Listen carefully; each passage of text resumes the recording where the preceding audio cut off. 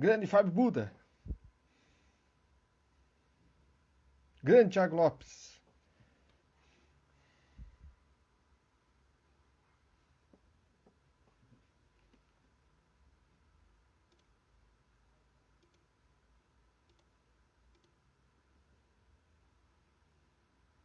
Daqui a pouco um papo aí com o Zeca Ferreira.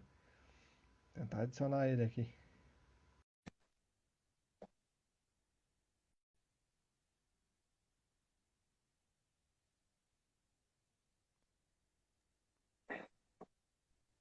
Grande Zeca Ferreira.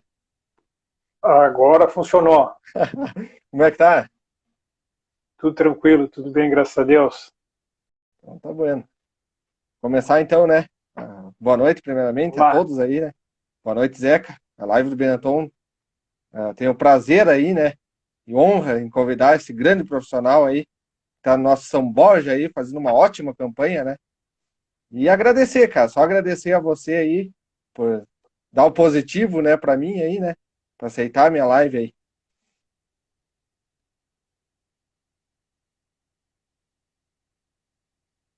Tá me ouvindo, Zeca? Cortou. O finalzinho da tua fala ali cortou um pouquinho, mãe. Não, eu disse que é uma honra, né? Tu ter aceitado esse meu convite, né? Pra bater um papo aí, né? Sabendo que a terceirona aí é apurada, né? O calendário aí é Ah, curto. o negócio aqui é corrido. O negócio aqui é complicado. Michael, assim, obrigado. Eu que tenho que agradecer aí o espaço. Eu, sempre que eu tenho oportunidade, eu agradeço às pessoas que dão voz e visibilidade a quem trabalha na terceirona, né? Porque é um Uhum, campeonato difícil, não só na terceirona, como no nosso interior aí todo, né? São competições difíceis, são competições aguerridas, a gente muitas vezes no dia a dia passa por dificuldades aí, por algumas privações, por falta de estrutura, enfim, uma série de situações aí que nem cabe elencar aqui. Então, toda vez que nós temos a possibilidade de falar um pouco do trabalho, daquilo das uhum. coisas boas também do futebol do interior, né?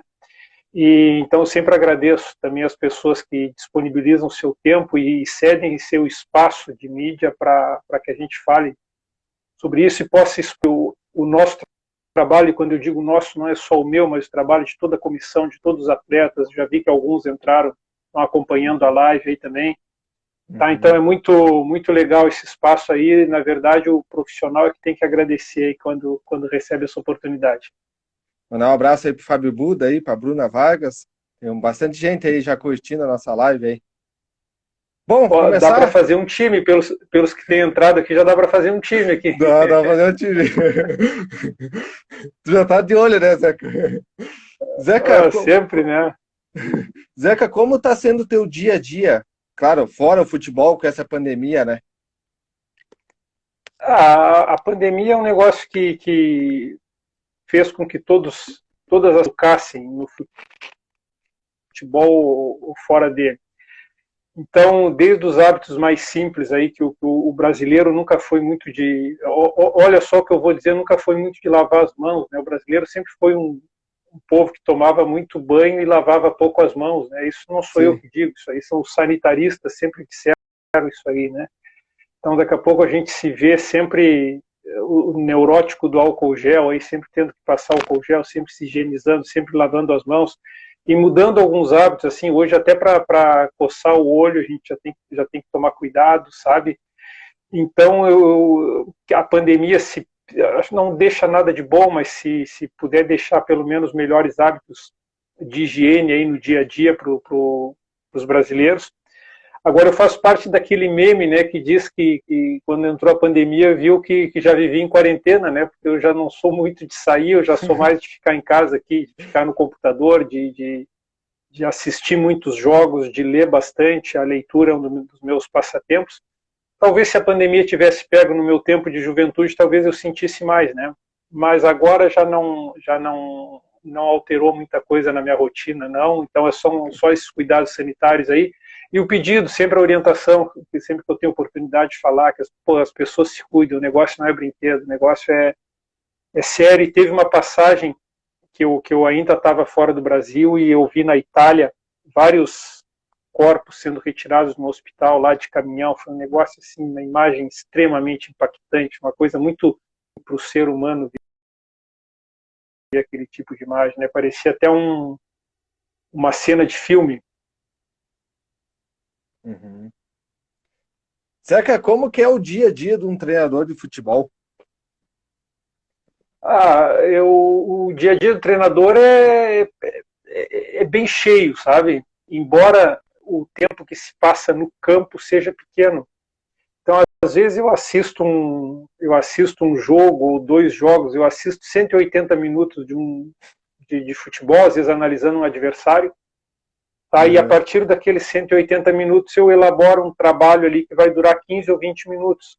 Aí as pessoas vão olhar de fora e dizer assim, pá, mas vocês trabalham pouco, né? 20 minutos ali já trabalhou. Só que às vezes para executar 20 minutos eu observei 180, observei 2 jogos às vezes, e fiz anotações, comportamentos do adversário ou do nosso, dependendo da situação, né? E fora isso é pensar no time, eu caminho na rua pensando no time, eu estou na caixa do supermercado pensando no time, se eu tirar o A, colocar o B, eu ganho isso, eu perco aquilo e tal. Então é um dia a dia com bastante envolvimento, eu procuro Uhum. pensar bastante, acredito que não só eu, mas todo mundo que exerce essa profissão também, pensar bastante para cometer poucos erros, porque os erros acontecerão, mas que pelo menos seja diminuída aí essa incidência de erros, né, para que o trabalho possa aparecer e que eu possa ser justo, que para mim é o grande desafio do treinador, é ser justo com todo o elenco que trabalha, e infelizmente nem todos podem jogar, né? Essa é a grande dificuldade do treinador. Zeca, essa pergunta eu faço para os treinadores, porque, exemplo, assim, ó, tu tá hoje treinando o São Borja, mas amanhã tu pode estar treinando um time do Rio Grande do Norte, daqui a pouco tu tá treinando uma Europa, vamos colocar um sonho maior, né? Mas Deus te ouça. como você divide esse tempo entre família e o futebol? O Michael, isso aí é uma coisa bem complicada. A gente tem que ter uma estrutura familiar muito boa, muito fortalecida, tá? A família muitas vezes fica sozinha. Eu vim para cá, eu deixo a esposa, a filha ali em Caxias e aqui eu estou relativamente perto. Eu também já fui para fora do país e tive que deixá-las, enfim, deixá-las sozinhas, né? Então às vezes tu olha assim, tu é um bom profissional, mas será que tu está sendo um bom pai? Está longe da filha? Será que está sendo um bom marido? Está longe da esposa, sabe? Então são essas eu não vou dizer nem dúvidas, mas esses dilemas assim que o profissional muitas vezes é levado a pensar e a refletir. Por isso que eu digo, tem que ter uma estrutura familiar muito fortalecida, tem que ter um alicerce bom. Felizmente eu tenho. Tá? Uhum. Isso também me dá tranquilidade para sair, saber que apesar da distância, apesar da ausência física, nós estamos muito próximos, né, com uma ligação maior até mesmo que a ligação física, e receber apoio, né, receber o apoio da família ali é sempre muito importante. Nem sempre é possível estar juntos, né? Nem sempre é possível estar junto. Agora há a separação física, mas há o vínculo emocional, que esse aí é indelével e transpõe a distância, inclusive. Quem tá na live aqui é Luan Alan. Conhece? Fala, conheço bem, Goleador, é conheço bem. craque. Quem também tá é a Esse aí está do nosso lado. Dilene Santos aqui, que é o Paulinho lá que trabalha comigo também, tá? O Rômulo Medida, grande Maicon, parabéns pela live. O Eduardo Carvalho. O Eduardo Carvalho, nós estamos toda terça-feira, Zeca. Agora nós vamos ter um bate-papo às 13 horas no Instagram da página aí que nós criamos, Sim, falando sobre campeonatos brasileiros sim. aí, terceirona, segundona, sobre tudo. Ele perguntou assim, ó, Zeca, Que beleza. Zeca, eu gostaria de saber teu palpite pro campeonato, pro campeão do Brasil, do Brasileirão, mesmo sendo cedo para chutar. Pô, ainda bem que ele já me ajudou na resposta, né? Porque é muito cedo para fazer qualquer prognóstico. Tem esse campeonato muito, além de ser muito longo, agora na virada ali de julho, no verão europeu, ali tem essa janela de transferência, né? Que pode chegar algum atleta, pode sair algum atleta importante aqui. Então, acho agora já seria cedo. Antes dessa janela de transferência desse verão europeu, fica ainda Uhum. mais complicado. Mas vamos lá para não fugir assim. Eu acho que o Flamengo é um time que apesar dos pesares, sempre que ele chega em condição de disputar, ele chega muito forte. Palmeiras tem um elenco forte, vem com um treinador que já fica da temporada passada, né? Então isso aí dá uma grande vantagem, porque já conhece o atual grupo de atletas. E são investimentos pesados, né? São investimentos pesados. O próprio Grêmio, eu acho que com o Thiago Nunes aí entra muito forte. O Grêmio tem um grupo bom, fortaleceu aí com o Rafinha, fortaleceu com o Douglas Costa também. Só que são 38 rodadas, ainda faltam 37 a serem jogadas, né? Então nessas 37 rodadas restantes aí, alguns clubes vão chegar em finais de campeonato, em fases finais de campeonato de Copa do Brasil, da própria Libertadores. O que eles vão fazer? Eles vão optar por jogar uma competição mata-mata e deixar os pontos corridos, porque mata-mata a margem de erro é muito pequena. Pontos corridos eu posso perder hoje, posso recuperar na próxima rodada. Assim, tem muita água para passar embaixo dessa ponte, né? Até a metade do campeonato ali fica muito difícil de fazer algum prognóstico por tudo isso que eu elenquei. Mas vamos lá, vamos de Palmeiras, vamos de Flamengo, colocaria o Grêmio aí correndo por fora. Espero que ninguém esteja gravando aí para me cobrar depois, né? Que o pessoal esquece, o brasileiro já tem memória curta mesmo, então já deixa esquecido, já deixa no esquecimento. Zeca, quem é que está na live aqui é o Leandro Aires. Vamos fortalecer nosso campeonato agora no momento. Um abraço de um bugreiro de coração. Um bugreiro de coração. Aqui, agora, desde que eu vim para cá, né, o São Borja aqui, a torcida ganhou mais um bugreiro, né? Porque mesmo que no futuro eu venha sair daqui, é o clube que sempre vou ter uma gratidão muito grande aí por me recolocar no mercado. Eu precisava entrar no mercado novamente aí. Enfim, muita gratidão ao São Borja e por isso sou bugreiro. Não, até quando tu foi anunciado, eu fiquei muito feliz, né, cara? Porque o cara fica feliz de coração pros amigos, né? Sim. Obrigado, Mário. Obrigado. Bom, vamos lá. Como é seu relacionamento com a torcida? Ela te faz muita pressão sobre as suas decisões? Claro que agora não tem público, mas quando tinha. Eu sei, uma vez até conversando com um colega de profissão, né? E eu disse assim, eu quero que tenham 15, 20 mil pessoas me pressionando. E aí sinal que a gente já está num nível de clube que para jogar para 15, 20 mil pessoas, né? Assim, Michael, a torcida, eu não posso dizer que me impressiona. Claro, até agora tem uma situação aí de não ter torcida, infelizmente, né? Infelizmente não pode ter ninguém nem para nos xingar no estádio aí. Mas, assim, a profissão de treinador, que tu colocou há pouco, falando do dia a dia do treinador, o preparo que envolve para exercer essa profissão, envolve também se preparar mentalmente para suportar esse tipo de pressão. E, então, o futebol é totalmente opinativo, né? Um acha que tem que jogar o atleta A, o outro acha que é o B, e o terceiro vai achar que não é nenhum dos dois, e ainda é uma terceira opção. Então é óbvio que sempre vai ter opiniões contrárias, nem todos vão te apoiar nas suas decisões, pode até te apoiar no resultado, mas não necessariamente nas decisões. Então a convicção é uma das maiores características ou das características mais marcantes que se exige nessa profissão. Tá? Então, fora isso, assim, a gente aprende também a lidar com a pressão, a lidar com opiniões contrárias e saber absorver. Às vezes pode chegar uma pessoa de fora, assim, até de fora do clube, e me falar uma coisa que venha a ser interessante. Eu posso até vir a executar aquilo na sequência. Mas nunca me senti pressionado assim, por torcida a fazer alguma mudança no time, alguma coisa. A torcida pede o nome do jogador, mas às vezes já é um jogador que costuma entrar mesmo, entraria independente da pressão ou não. Isso tudo faz parte e isso tudo está, além de fazer parte, está fazendo muita falta nesse momento de pandemia. Vamos lá, Zeca, você prefere, claro, agora a terceirona, né, não é que nem a divisão de acesso, né, em questões de contratações, né, é mais base, né, mas assim, ó, se tu fosse pegar um time da divisão de acesso, você prefere jogador veterano ou mais novato no elenco? Essa pergunta é bem interessante, né? E tem uma saída estratégica, assim, tem uma saída estratégica, quer dizer que é a mescla, né? a sim. mescla, alguns jogadores de mais experiência com uma mescla de juventude.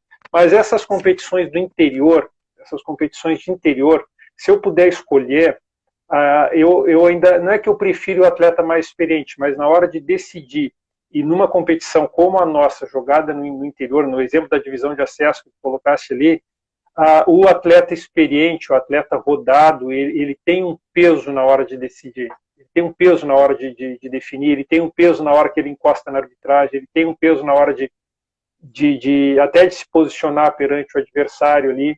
Tanto que essa competição, a terceirinha mesmo, até a sua última edição, ela era uma competição sub-23, que era justamente para dar rodagem para os atletas mais jovens e depois chegar numa divisão de acesso e subir. Agora, mais do que o jogador experiente ou o jogador jovem, eu prefiro o jogador de qualidade. O jogador de qualidade, aquele que sabe jogar. E aí, se ele sabe jogar, ele vai jogar sendo experiente, ele vai entregar ele vai entregar um produto de qualidade para o time, e se ele for mais jovem, da mesma forma, ele vai entregar qualidade também. Então, vamos dizer que eu prefiro o jogador que saiba jogar e a idade, ele sabendo jogar, ele tendo postura, ele tendo um termo que se usa muito, a personalidade, eu prefiro chamar de força mental, né? Que ele tem uma força mental adequada para fazer jogos decisivos, para fazer jogos de mais peso, aí independe da idade. Bom, nesse campeonato que tu tá da terceira divisão, quantos jogadores você contratou? E se tu chegar na divisão de acesso, quantos jogadores precisa para uma divisão de acesso? Isso fora a copinha, né? Se jogar a copinha, daí precisa mais, claro. Sim, sim, mas deixa eu ver se eu entendi. Tu diz assim, do grupo que eu peguei aqui no São Borja? Isso. Tá, porque aqui o grupo aconteceu teve uma peculiaridade. Quando eu cheguei aqui, 80%, 90% do grupo estava montado, né? Sim.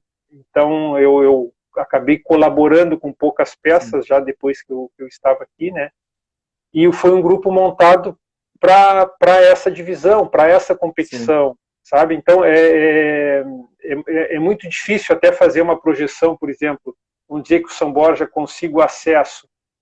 Dificilmente vai continuar esse grupo, porque os atletas eles vão receber outras propostas e tal. Tá, mas né? Eu digo assim, se tu fosse montar um elenco hoje, quantos jogadores você precisaria para montar esse elenco, por exemplo, para a divisão de acesso?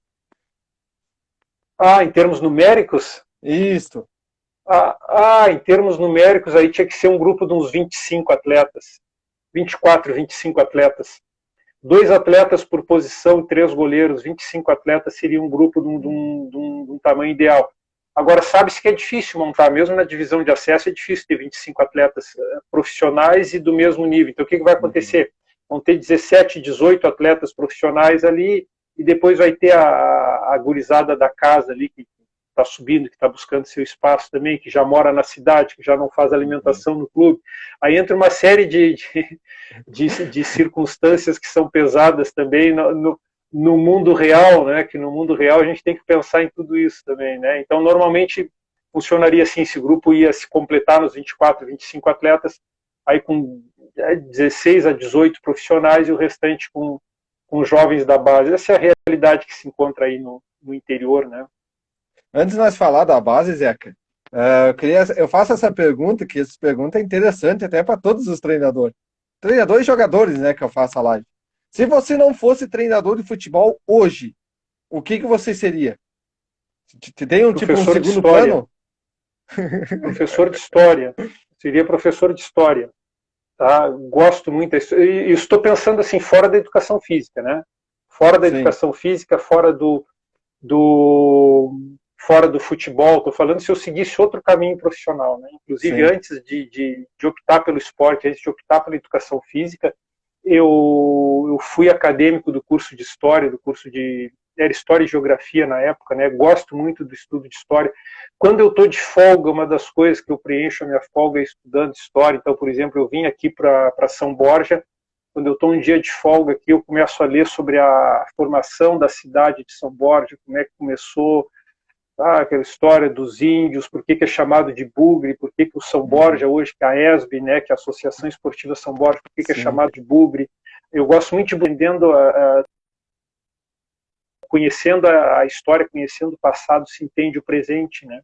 Então faz muito sentido. E às vezes eu conto para os atletas algumas histórias ali que fatos que ocorreram, assim, que eu procuro trazer para fazer analogias com o que a gente vive no futebol, assim, porque eu acho que a história se repete, a vida se repete muito, assim, né? Então as pessoas que vivenciaram situações que podem nos trazer algum aprendizado, eu sempre procuro levar para o grupo de atletas ali. Eu acho que enriquece bastante também a gama enfim, de exemplos que eles possam ter para se espelhar, né? E no fim, ao fim e ao cabo, a gente vive de buscar exemplos, né? De buscar bons exemplos, perseguir histórias de sucesso sempre.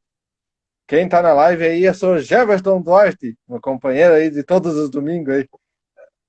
Eu assisto quase que sempre, eu assisto. Eu, inclusive, até vou requerer uma carteira de sócio dessa live aí tua com o Jefferson aí. Eu tenho algumas histórias com o Jefferson, eu vou contar só uma se temos tempo. Se temos tempo, eu conto só. O Jefferson era capitão.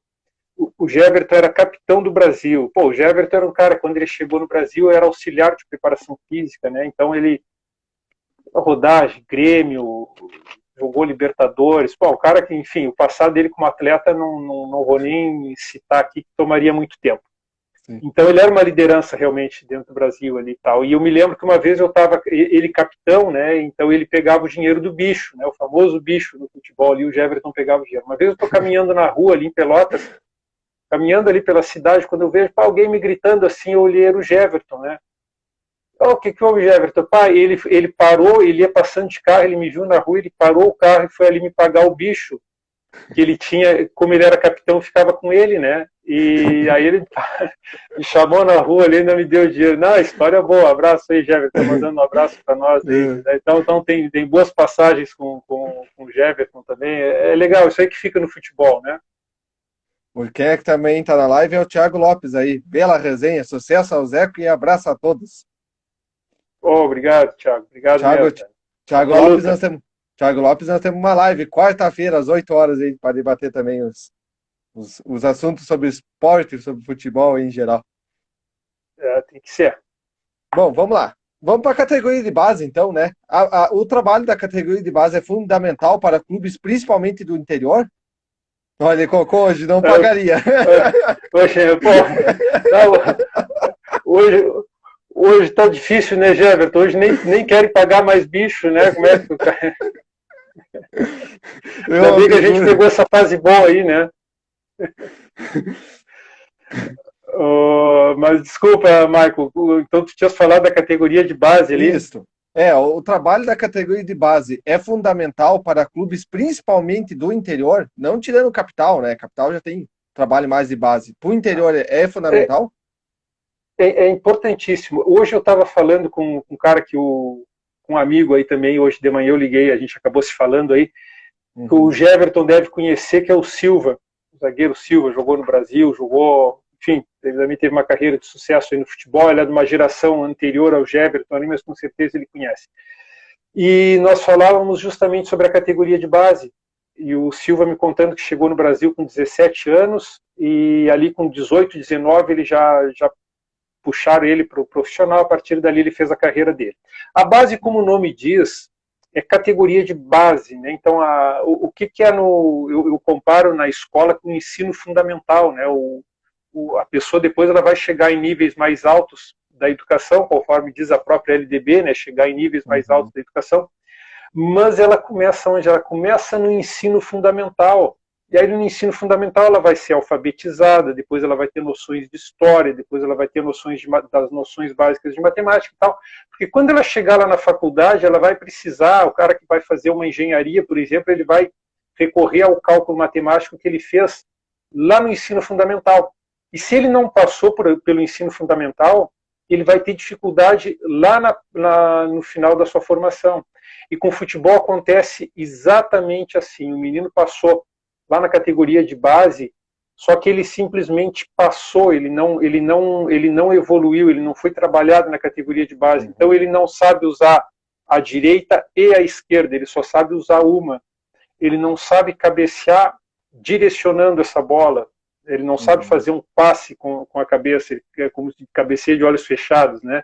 Então, ou ele não tem essa ambidestria funcional, que foi o que eu falei há pouco, ele não precisa, se ele é destro, ele não precisa fazer um lançamento de 50 metros com a perna esquerda, mas ele precisa saber fazer um passe de 10 metros ali para o companheiro que está próximo. Às vezes a gente vê atletas, e isso em todos os níveis, o cara perde um gol por não botar o pé esquerdo ou o pé direito na bola. Então, às vezes ele faz todo um gesto corporal que é prejudicial a ele, que ele perde tempo, ele perde oportunidades dentro do jogo, porque ele não sabe colocar a perna não dominante, seja a direita ou a esquerda. Então, daí, Maicon, a importância da categoria de base. O atleta se conhecer melhor, conhecer seu corpo, que vai ser seu instrumento de trabalho dali para frente. O atleta ele desenvolver essa ambidestria funcional e melhorar níveis de força, melhorar níveis de resistência, melhorar níveis, enfim, todas as outras qualidades físicas que devem ser trabalhadas na categoria de base, respeitando, evidentemente, a faixa etária de cada atleta, mas são fundamentais para a formação desse atleta profissional, para que tenhamos lá na frente um atleta mais completo. Porque às vezes a gente vê um cara que ele vai subindo de categoria porque ele tem uma capacidade técnica e ele se destaca na 17, ele se destaca com 18 anos, mas aí quando ele chega no profissional, que ele começa a jogar com um nível de competição mais alto, ele é engolido. Por quê? Porque muitas vezes ele queimou uma etapa na sua formação. Então, enquanto não houver o respeito a essa etapa, o respeito às faixas etárias, pertinentes ao desenvolvimento de cada qualidade física, a gente sempre vai passar por dificuldades quando pega o atleta lá no profissional, muitas vezes com deficiências técnicas e até mesmo no aspecto físico. Quem está na live aí é o grande zagueiro sergipano. Tá na live aí. O sergipano já rodou aí no Rio Grande do Sul. Já rodou bastante, tá bem experiente sergipano, mas vi jogar várias vezes, não tivemos oportunidade de trabalhar juntos aí, mas vi jogar várias vezes, uma liderança nata e um jogador que agrega bastante no grupo que está sempre. Zeca, o Eduardo Carvalho, né, ele tá na categoria de base do Glória, né? Dele falando, aproveitando o embalo, tem dicas para a base? A dica que eu... Não é nem que seja uma dica, né? Às vezes eu converso com profissionais da área e eu digo assim, eu não sei se eu saberia trabalhar hoje, se eu saberia trabalhar com escolinha, né? Com escolinha de futebol. E eu acho que o grande equívoco que às vezes o professor da escolinha ele comete é tratar o seu aluno atleta, o seu aluninho ali, a criança que está com ele, não tratar como criança, mas tratar como um adulto em miniatura. Então hoje a profissão de treinador é uma profissão que está muito em evidência, né? Então as pessoas, o cara quer ser treinador, vou treinar sub-11, beleza? Mas às vezes ele quer aplicar na sub-11 e dar para o menino da sub-11 uma função tática que ele não tem maturação, inclusive cognitiva, para cumprir. E aí o professor ele está vendo o seu atleta como uma miniatura de adulto e não como uma criança. E esse aí seria o grande equívoco que eu vejo muitas vezes na base. Tá? Então, se teria uma dica é essa, respeitar a faixa etária de cada atleta. No sub-11 tem períodos sensíveis para o desenvolvimento de cada qualidade física. No sub-11 vai ter um, no sub-13 vai ter um, na sub-15 vai ser outra característica física a ser desenvolvida, vai ser outra fase sensível a ser respeitada. No menino e na menina também, porque hoje, felizmente, já tem bastante meninas jogando futebol, já tem escolinha para meninas, já tem, sabe? Então, é fazer essa diferenciação, fazer uma interpretação do atleta, do seu aluno atleta, daquela pessoa que está na sua mão, no seu grupo de trabalho ali, e aplicar um treinamento que seja compatível com aquela faixa etária, com aquela maturação, porque só assim vai ter o efetivo resultado, né? Eu acho engraçado, né, Zeca, que o Eduardo, ele tá jogando a categoria de base como zagueiro. E o irmão dele, o Cássio, também. Então vai saber se futuramente não vamos jogar junto numa equipe, né? Ou contra, né? Vai saber. Ou contra. Zeca, as comissões técnicas das categorias de base estão mais preocupadas em formar equipe ou formar jogadores? Eu penso que, claro, eu não tô afastado da categoria de base faz um tempo, né? Mas, como em qualquer atividade relacionada ao futebol, a gente vive muito do resultado. A gente vive muito resultado. E quando se fala em resultado, se fala em formar equipes. E o treinador lá da categoria de base, se ele treina a 13, ele quer chegar na 15. Se ele treina a 15, ele quer chegar na 17. Assim subindo gradativamente até chegar no profissional. Isso é errado? Não, de forma alguma. Eu acho que tem que ter esse anseio mesmo, tem que trabalhar para subir de categoria. Mas a gente tem que ter um cuidado de formar também o atleta. Porque às vezes só formar a equipe, só montar a equipe ali, não vai desenvolver muitas vezes a individualidade daquele atleta. Então, assim, olhando de fora, às vezes eu fico com a impressão, mas eu só posso ter impressão porque eu não estou no dia a dia da categoria de base, que há uma predominância no enfoque da formação da equipe e não necessariamente do atleta, porque a equipe que vai vencer os jogos, a equipe que vai projetar o próprio treinador para uma categoria maior, para um patamar acima. Tá? Então, assim, até quero estar errado, né? Tomara que eu esteja errado, mas eu vejo muitas vezes o trabalho sendo direcionado nesse sentido, da formação da equipe e deixando de lado alguns aspectos da formação individual que, a meu entender, né, na minha maneira de ser, na minha maneira de ver, deveria ser o fundamental para a categoria de base. Zeca, essa pergunta que eu vou fazer, pode até me corrigir, se tu quiser ficar à vontade. Assim, ó, os jogadores de antigamente, eles não jogavam tanto por dinheiro, jogava mais por amor à camisa. Por que que hoje em dia os jogadores não jogam tanto por amor à camisa e sim pelo dinheiro? Primeiro, assim, a primeira parte da tua pergunta, foi uma pergunta ou foi uma afirmação? Os jogadores de antigamente... Eu vejo essa comparação porque eu assisto bastante jogo antigos, entendeu? Antigos tu jogava, colocava a bunda no chão, sujava a camiseta. Hoje em dia é bem raro, né, cara? Maico, mas assim, o mundo mudou, né? Por exemplo, se jogava por amor à camisa, mas quando o Flamengo ia renovar o contrato com o Zico, não era barato, não, cara, era uma Babilônia de dinheiro. Sim. Quando o Roberto Dinamite ia renovar o contrato com o Vasco, era caro, velho, era dinheiro. Quando o Reinaldo ia renovar com o Atlético Mineiro, eles tinham que botar a mão no bolso. Então, assim, o atleta de futebol, ele sempre jogou por dinheiro. O que não é errado. Isso aí não é errado. Sim, é uma São profissão, profissionais. Sim, é uma profissão. Exatamente. Exatamente. Agora eu não vejo... E outra coisa, quando se formava um Falcão no Inter, para ficar só num exemplo, o objetivo do Inter formando o Falcão era que ele jogasse, né? Eu estou falando dos jogadores do tempo que eu era criança, né? O Falcão saiu do Inter, eu tinha 10 anos. Tá? Então vamos lá. O objetivo do Falcão era jogar no Inter. O objetivo do Inter era que o Falcão jogasse ali. E o objetivo hoje, quando se revela um atleta, é vender. É vender. Então, como eu disse, o mundo mudou. Então, o objetivo do clube também é diferente em relação ao atleta. Se tiver 2 ou 3 jogando aqui, ótimo. Mas se eu puder vender esses 2, eu vendo. E uma vez teve um dirigente do Inter aí que teve bastante sucesso quando teve na presidência do Inter ali, o Fernando Carvalho. Na época ele dizia assim, se eu não puder vender um atleta de 5 milhões, eu vendo 5 de 1 milhão.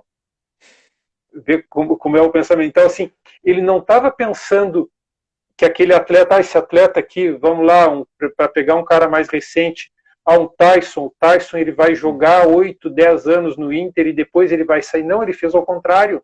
O Inter vendeu, ele ficou 8 ou 10 anos lá fora e agora ele voltou para o Inter. Como Daniel Carvalho voltou, como Douglas Costa voltou. Sim. Ou seja, o objetivo hoje do atleta, sim, é ganhar dinheiro. Beleza, perfeito, é profissional, ele está correndo atrás do que é dele. O objetivo do clube é vender esse atleta. É vender esse atleta. E eu sempre... Eu ouço isso, que ele se jogava por amor à camisa. Sinceramente, Maico, assim, eu não... Eu vou discordar de forma cordial e respeitosa, assim, porque sempre teve dinheiro envolvido, cara, sempre teve dinheiro envolvido. Eu vou te dar outro exemplo para não ficar só na questão financeira. A gente olha os atletas hoje, eles jogam com uma chuteira a verde-limão, com risco aqui na cabeça, com uma tatuagem aqui no pescoço. Beleza, hoje o mundo é assim. Aí o pessoal diz, nos anos 70 não jogava assim. Mas o jogador dos anos 70 usava cabelo comprido, porque a moda dos anos 70 era cabelo comprido, e calça boca de sino. E calça boca de sino. Se olhar a foto dos jogadores fora do ambiente de trabalho, evidentemente, né? Eles, na vida social deles, era calça boca de sino e cabelão. Então, o atleta de futebol, ele sempre foi um cara contemporâneo, e como não poderia deixar de ser. E ele também sempre jogou por dinheiro. Paulo César Caju jogou por dinheiro, Carlos Alberto Torres jogou por dinheiro. Pelé, por que o Pelé foi jogar no Cosmos? Para fazer caixa. Então, e vou repetir, tá certíssimo, tinha que ir mesmo. Tá? Mas é que a gente tem uma ideia que hoje que ele joga por dinheiro, eles sempre jogaram por dinheiro. Só que talvez naquela época quem ganhasse dinheiro era mais o atleta, talvez o seu clube formador, quando o Santos vendeu o Pelé lá, não sei, realmente não sei como é que funcionou na época. E hoje é o agente, hoje é o empresário, hoje tem o jogador, ele é fatiado, ele é 15% de um, 30% do outro, aí lá na ponta o clube formador ganhando um percentual ainda de futuras vendas. Então, só para voltar naquele exemplo, o Grêmio hoje, o Grêmio, qualquer clube, ele vende um jogador o Grêmio vendeu o Arthur para o Barcelona. Beleza, aí depois o Arthur foi para a Juventus. E o Grêmio com certeza está torcendo que ele vá da Juventus para outro, porque ele tudo está entrando dinheiro no caixa aqui. Quando lá nos anos 70, 80, o atleta ele jogava, às vezes, toda a sua carreira no clube. O Zico saiu, jogou fora do Brasil e voltou para o Flamengo. Voltou para o Flamengo, depois saiu de novo já em fim de carreira, quando o joelhão dele já não ia mais. Tá? Então, isso é muito interessante, Marcos. Isso aí daria um tratado de sociologia, a gente não esgota esse assunto numa resposta, não. Boa colocação. Zeca, essa é uma boa pergunta. Na tua opinião, na opinião do Zeca, qual treinador você acha melhor do Brasil e da Europa? Hoje em dia. Essa aí eu te peguei agora. Essa aí foi boa, eu vou ter que falar bastante. Mas olha só, tem alguns caras na Europa que... Porque o que é o bom treinador? Tem um cara na Europa que eu gosto muito, que é o Mourinho. E ele é questionado, o estilo dele de futebol é feio e tal. Por que eu gosto do Mourinho? Porque ele foi um cara que quando ninguém treinava de uma determinada maneira, ele foi lá e ousou treinar daquela forma, que aí ele introduziu a periodização tática, que não é a criação dele, é a criação do professor Vitor Frade, mas ele comprou aquela ideia e ele aplicou em alto nível. Ele aplicou em alto nível numa coisa que podia comprometer, vamos dizer que desse errado, aquilo podia comprometer a carreira dele, e a partir dali houve uma revolução na maneira que se treinava futebol. Tá, a partir dessa implantação da periodização tática, embora nem todo mundo use a periodização tática. Tá? A periodização tática ela virou um termo guarda-chuva, assim, que abriga várias metodologias, mas que, na verdade, poucos dominam ou têm até o espaço de tempo apropriado para aplicar a periodização tática. Mas, enfim. Então, eu gosto muito do Mourinho. Agora, não tem como não falar do Guardiola, não tem como não falar do Klopp, que é um cara que foi um contraponto ao estilo do Guardiola, assim, futebol de muita velocidade, de muito contra-ataque, contra aquele futebol de posse de bola do Guardiola. O Mourinho mais defensivo, o time dele hoje, os times dele jogam mais feio, né, de forma mais feia, assim. Mas vamos lá, se eu tiver que escolher um, eu escolheria o Mourinho, porque ele foi o primeiro a romper esse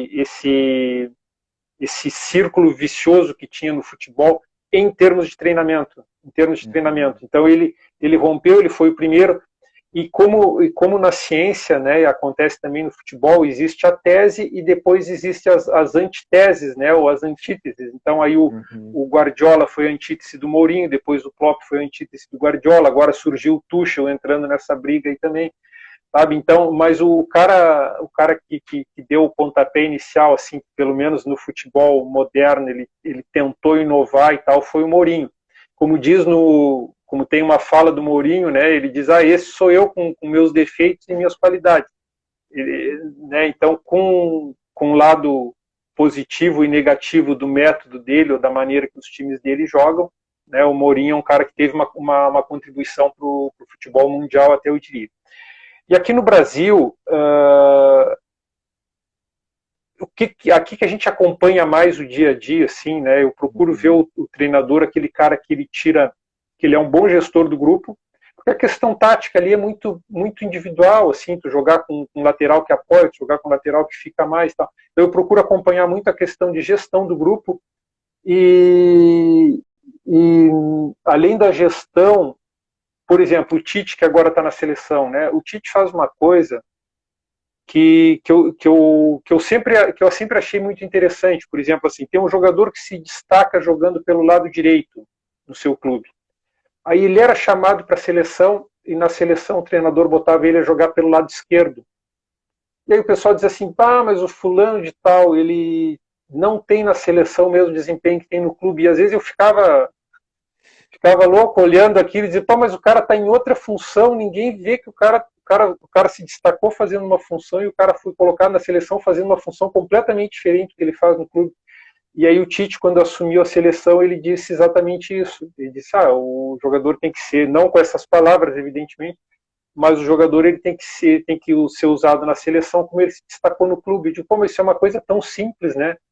Então isso aí, mais a questão de gestão do grupo, né? Que eu acho que ele é um grande gestor de grupo.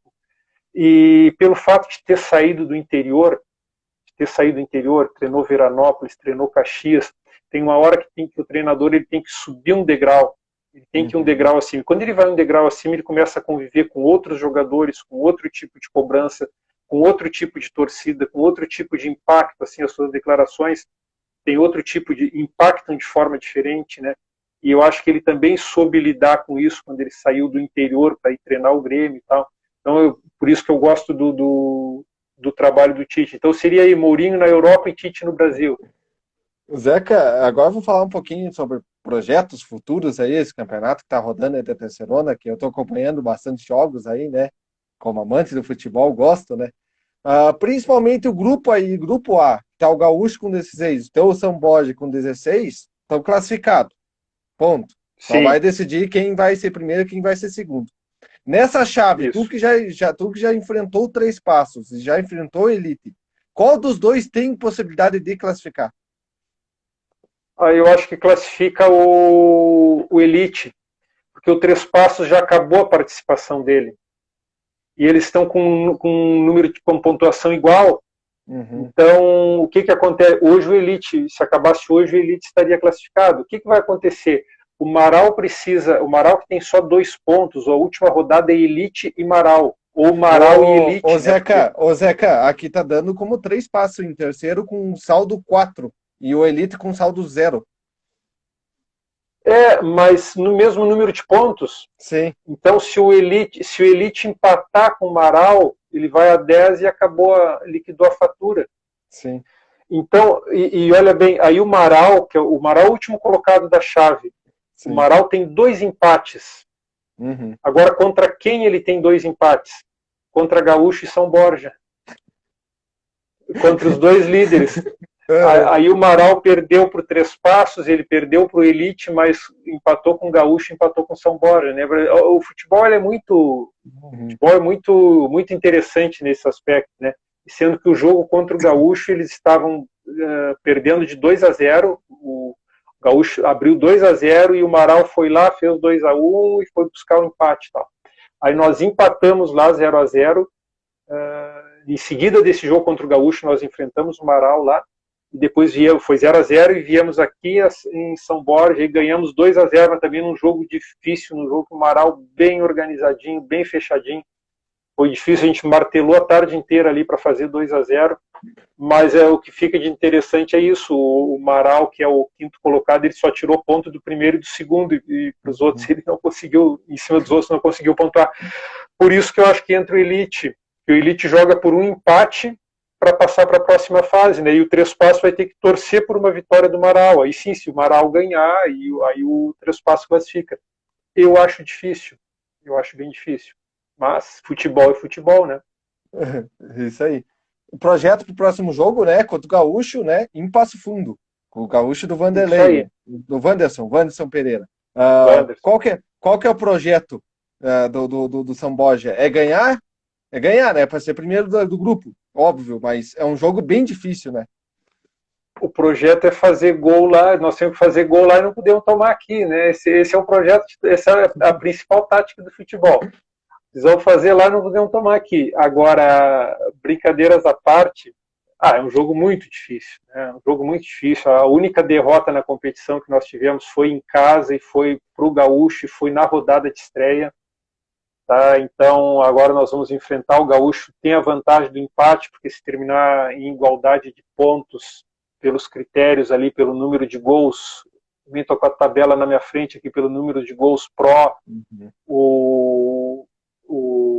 o Gaúcho está na nossa frente, né? Então a gente, para ter possibilidade de terminar em primeiro, a gente tem que ir pela vitória. Mas nós vamos primeiro, como eu sempre digo para o grupo de atletas, nós entramos em campo para performar, nós entramos em campo para fazer um bom jogo, para aplicar aquilo que foi treinado. No momento que aplicamos aquilo que foi treinado, nós ficamos muito próximos de fazer um bom jogo, e no momento que fizermos um bom jogo, nós ficamos muito próximos de sair com o resultado que nos interessa. Tá? Então, o nosso primeiro adversário é o próprio São Borja. Tá? O nosso primeiro adversário é o próprio São Borja. Nós temos que jogar sempre, entrar em campo para manter um nível de atuação. Tá? A partir daí, óbvio, vamos lutar pela vitória, mas sabendo as dificuldades de enfrentar o Gaúcho nos seus domínios ali, repito, a única equipe que até agora nos venceu na competição e nos venceu aqui em São Borja mesmo, no jogo de estreia. Enfim, dificuldade é o que não falta nessa caminhada aí na terceirinha, né? O Pablo aqui, a Andreata, tá dizendo para tu dar um oi pro irmão. Quero um leite. Quero um leite. Um abração aí, Quero. Não, e essa terceira divisão, cara, é tão complicada, né? Porque eu tava vendo, como eu gosto de assistir futebol, né? Eu tava vendo, vamos colocar o grupo B, que não tá definido, né? Ó, o 12 horas estava em último. Ganhou um jogo fora de casa, já tá em segundo. Mas nenhum dos quatro estão classificados. Então tá o Rio Pardense com 8. Esse grupo é o mais parelho, né?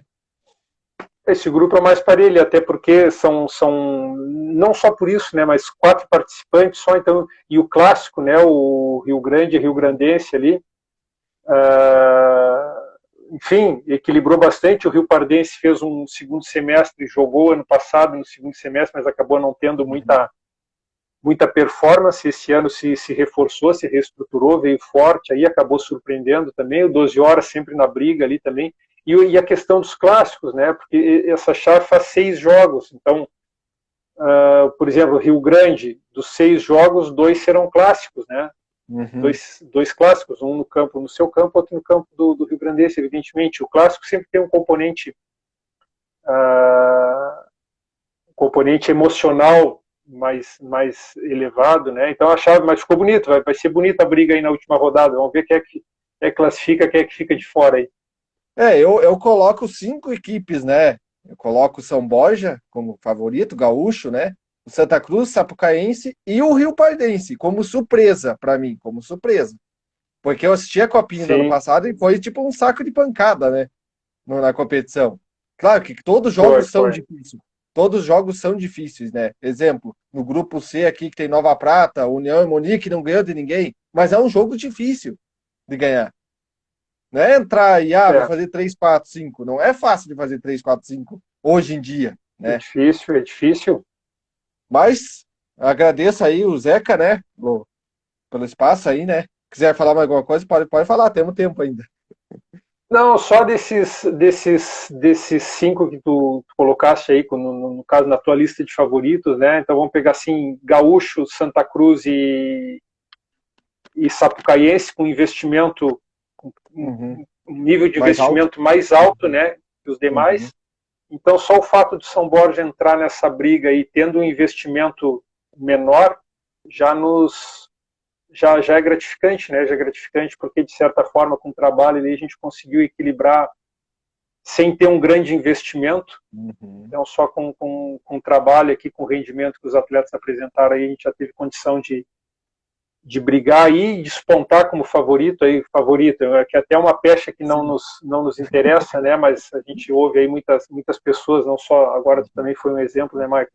Pessoas acabam nos colocando aí como postulantes à vaga, e eu penso que todo mundo que está na competição é postulante, porque vão passar 8 para a segunda fase, e ali os 8 eles já passaram pelo primeiro processo de seletivo, que foi a fase classificatória, e aí todo mundo tem chances praticamente iguais, porque os jogos são de mata-mata, e aí é um dia, é um gol, é um erro da arbitragem, é um milagre do goleiro, é um pênalti feito, é um pênalti perdido, e aí tudo pode decidir o futuro da competição em 90 minutos ali, né? Então as coisas ficam muito iguais quando se vai para jogos eliminatórios.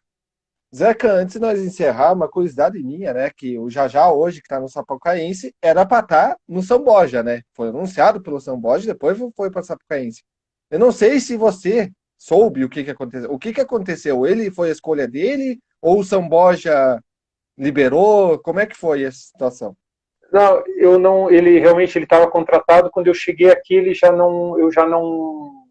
não se encontrou aqui. A gente não se encontrou. Já recebi a notícia, ó, já não vem mais, tal, tá fora. Mas foi opção dele. Foi uma questão particular ali, tal. Ele acabou indo para para outro clube, foi para o Sapucaiense ali, né? Por questões pessoais ali, enfim. Mas eu não cheguei a falar com ele aqui. Quando eu cheguei na cidade, eu já recebi a notícia que ele não se apresentaria, né? E, enfim, se fez a escolha dele, seguiu o caminho lá, tá fazendo também uma boa campanha lá. É importante que ele esteja feliz onde está, né? Ô, Zeca, até uma coisa que eu não vou te complicar, mas é uma coisa que saiu aqui, né? Aqui principalmente nas rádios de Vacaria, né? Saiu 5 nomes para assumir o Glória, né? Que um era o Paulo Baia, que não vem mais, que está no Criciúma.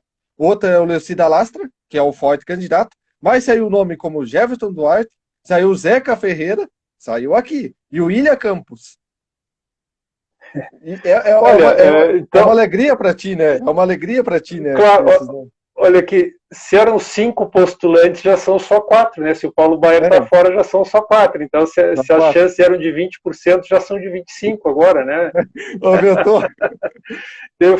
Um concorrente foi eliminado, né? Mas assim, Marco, brincadeiras à parte, o Glória, eu tenho um vínculo emocional aí até com a cidade de Vacaria, já residi em Vacaria e também trabalhei muito tempo no Glória. Eu sempre digo que tem alguns clubes que eu tenho uma gratidão muito grande, o Glória é um deles, né?